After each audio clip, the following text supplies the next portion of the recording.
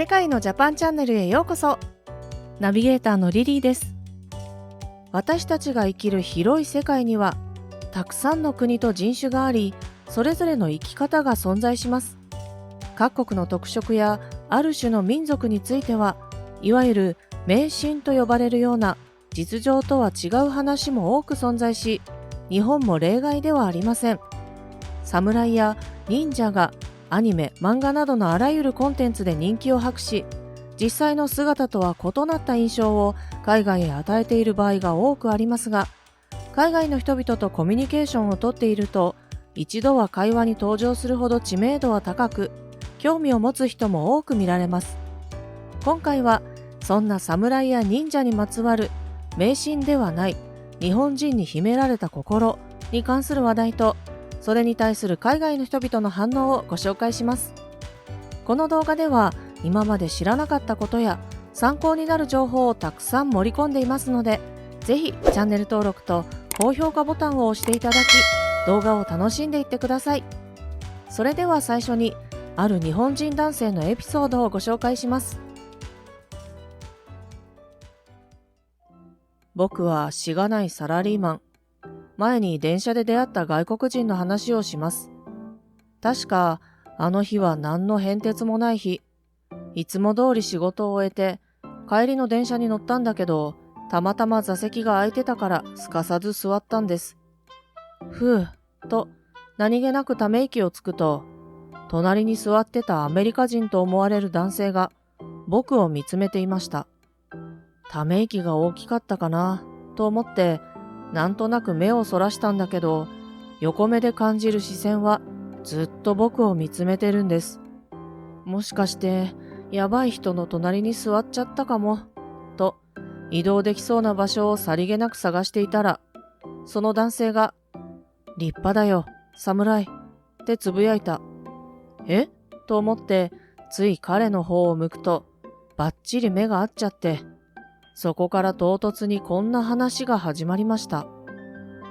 自分や家族のために一生懸命働くということは、結果的に国のために働くのと同じだ。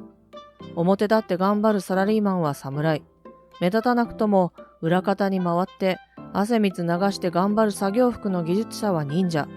そして安全に過ごせるよう社会を見守っている警察は新選組だ。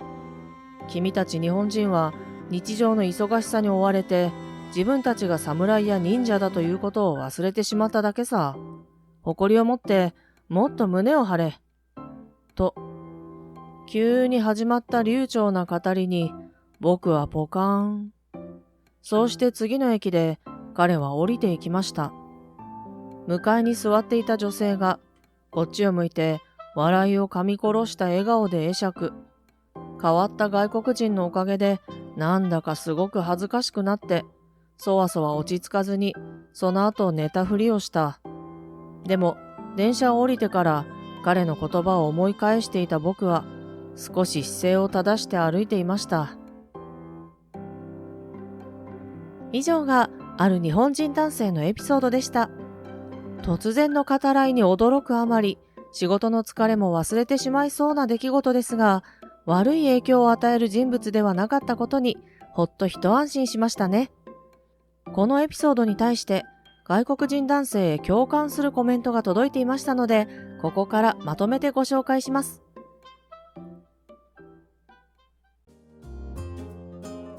海外の反応。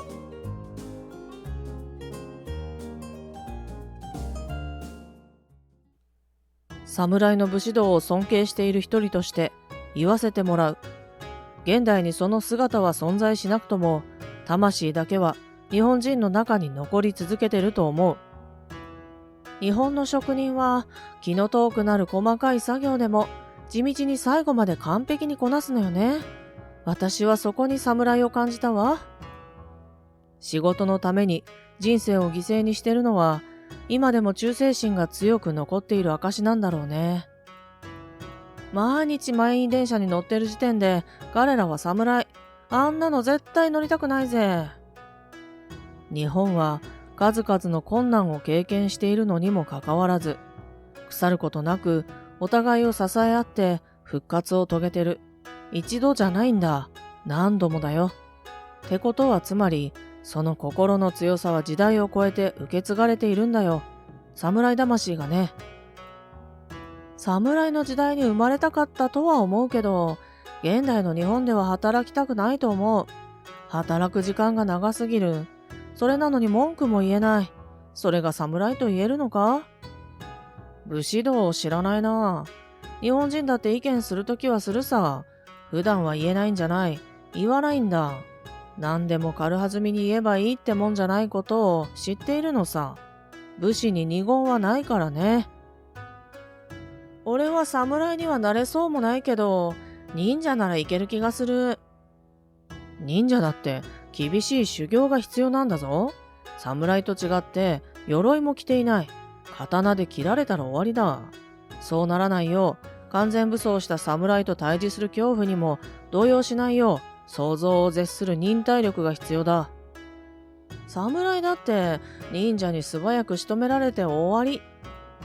日本には現代でも飛んでくる BB 弾を刀で切る人が存在するんだよ。おそらくだけど、訓練を重ねた侍は忍者を上回ると思うよ。今の日本人に刀を持たせたら、続々と剣豪が誕生するだろう。彼らはおとなしいが、内に秘める熱いものを感じる。何でも真剣に取り組む姿は確かによく見る。自己犠牲を払いすぎだって感じるけど、日本人はもっと自分たちの歴史と文化を誇りに思うべきだよ。名誉、勇気、献身、犠牲の精神、これらを時代遅れになんかさせちゃいけない。同意する。侍を現代に蘇らせるべきだ。おいおい、精神的な話だよ。現代で刀を振り回すなんてありえないだろ？漫画の読みすぎだ。俺は忍者をマジで愛してる。でも、侍の刀も捨てがたい。どっちも消滅なんてしてほしくない。侍の精神がこの世から消滅することはないから安心しろ。以上が海外の人々の反応でした。日本人の気質や振る舞いに侍を見出す人が多くいることが感じられましたね。侍や忍者が海外の人々を魅了する理由の一つは、その精神にあるようで、特に日本人の精神性を語る上で引き合いに出されることが多い武士道。現代の私たちに言わせると、厳格な武士の世界にはどこか近寄りがたいものを感じますが、その根底を調べてみると、海外の人々が言うように決して遠いものではありませんでしたので、ここからお話ししていきましょう。そもそも侍とは武士から生じた別名で、武士の始まりは743年頃、自分が開拓した土地が奪われないように武装してできた武士団という自警団、それに所属していた人たちを武士と呼んだそうです。武士たちの力が次第に強大化していったことで、その力を貴族たちが欲して雇い、そうして仕えた武士が侍と呼ばれました。源頼朝などの武士が権力を握るようになった鎌倉時代になると、侍は貴族ではなく武士に仕えるようになり、戦国時代を経て江戸時代になると、武士のほとんどが誰かに仕えていたため、武士と侍は同義として使われ、現代でもほとんど同じ言葉として認識されるようになりました。いずれにしても共通するのは、日本の伝統衣装である袴を身にまとい、髷という独特の髪型をし、刀を持ち歩く姿と、武士道という独特の倫理観を持つこと。武士道について一般的に広く知られているのは、武士の名を汚さぬよう、打算をせず正義を貫く義や、嘘をつかず約束を守る誠など、高い人間性と強さを兼ね備えた考えです。しかし、武士道とは何かを定める決定的な書物は存在しておらず、これといった明確な定義はありません。武士が鍛錬や戦場で重ねた経験、日頃の暮らしや教育、または歴史や高名な人物の生き様や思想などをもとにして、日本の歴史の中で特に江戸時代の200年以上にわたる外界から閉ざされた独特の環境で武士が育んだ思想だと言われています。ちなみに死ぬことが武士道だとし、国のために潔く死ぬべきだと美化された時代もありますが、これは軍国主義に利用されただけで、自らの命の終わりが来た時に悔いがないよう必死で生き続けるという一生持ち続けるべき心構えであって、決して死ぬことが武士道ではありません。また武士道の精神は武士階級にとどまらず、17世紀の終わり頃には通俗的な武士英雄物語が描かれた子供向けの絵本が発行されていたほどです。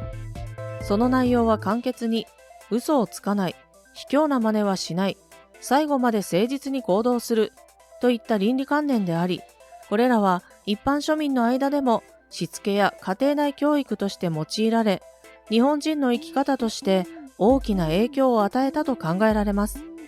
現代でも例えば日本の社会が海外と比べ信頼関係に対し特に重きを置く特徴があるのは武士道の影響と言えるのかもしれません。